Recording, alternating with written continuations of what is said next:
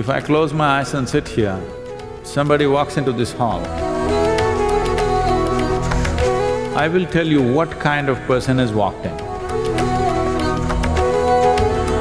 You will see once you sit like this, your brains will work better, believe me.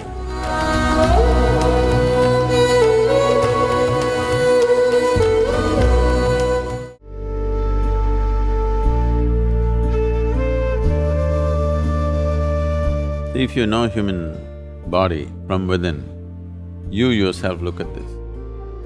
Just see how your body feels when there's food in the stomach and how your body feels when the stomach is empty. You will see your body and your brain will work at its best when your stomach is empty.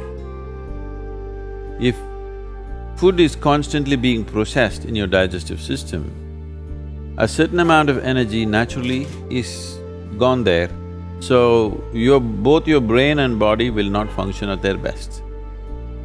If you want to be at your full potential, you must keep your body and your metabolism of the body in such a way, whatever you eat, within 1.5 to 2.5 hours, your stomach must be empty. This is what yoga always insists.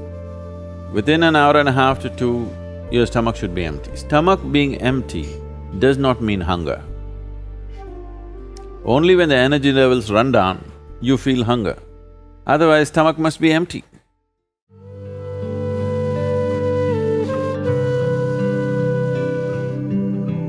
In this corner, there is a stone mantapam or a pavilion where we have set up an ideal office setup for you. Low-level chairs, low-level tables. You will see once you sit like this, your brains will work better, believe me. I cannot speak or explore something without folding my legs. At least one leg must be folded, otherwise I know the difference, how my brain will work. If you don't know the difference when it's working and when it's not working, you're a serious problem. Just legs folded and sit down for some time, keep your spine erect, suddenly your ability to perceive, I'm telling you, if I close my eyes and sit here, somebody walks into this hall, I will tell you what kind of person has walked in. Oh, Sadhguru, you are a great yogi, that's not the point. Even the dog in your house knows this, isn't it? Yes or no? Your dog is sitting under the sofa, someone comes at the main door, he knows who has come. Yes or no? What a dog can know, you cannot know. No, what I'm trying to tell you is, essentially the whole evolutionary process from an amoeba to being a human being is more complex and sophisticated neurological system, isn't it? Yes or no? You have, as a human being, the most sophisticated neurological system. If a dog can sense it, you can also sense it. It is just that you are in a muddle of thought all the time.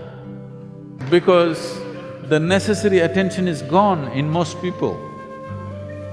Because they are seeing a kaleidoscope of colors on their screens and stuff, they've lost that ability. One thing is to bring this attention back.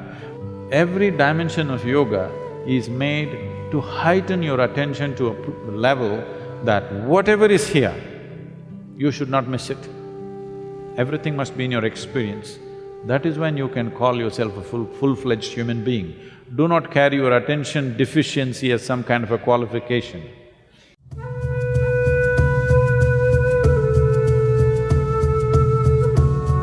Anything yields to you only to the extent you pay attention to it.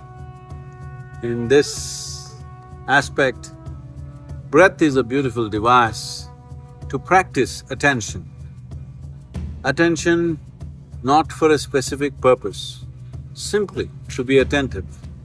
Whether you're an artist, you're a scientist, you're a spiritually oriented person, you're a business person, or you're just living your life in terms of your family, your love, your joy, all these things will yield to you only because you have paid sufficient attention to it.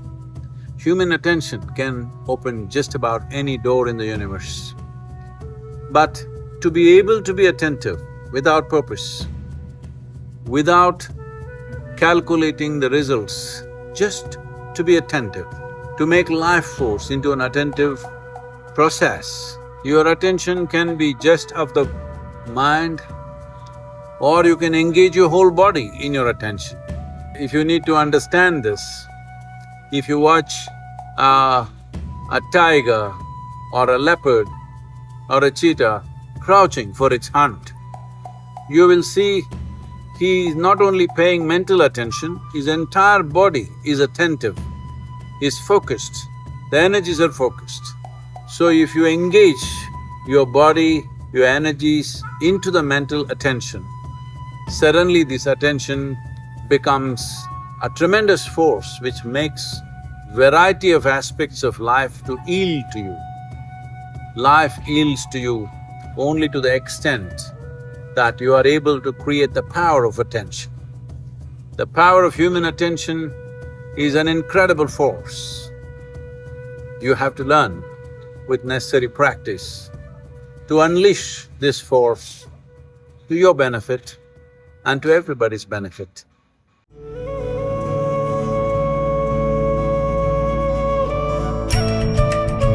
All of you should pay attention to, my wonderful vessel.